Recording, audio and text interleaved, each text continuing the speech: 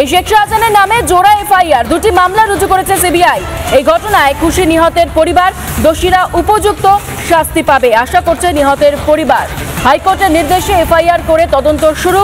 শেখ শাহজাহানের নামে জোড়া এফআইআর করেছে সিবিআই, দুটি মামলা রুজু করেছে সিবিআই। আর এই ঘটনাতে খুশি নিহতের পরিবার, দোষী শাস্তি চাইছে, উপযুক্ত শাস্তির দাবি করেছে নিহতের পরিবার।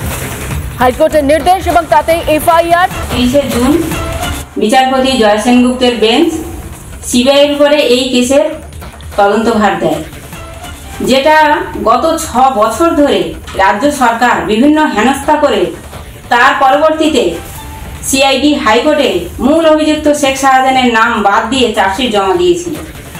কিন্তু আজ 1 সপ্তাহ পূর্ণ হলো না, সিবিআই শেখ শাহজাহান সহ 25 জনের নামে এফআইআর দায়ের করেছে।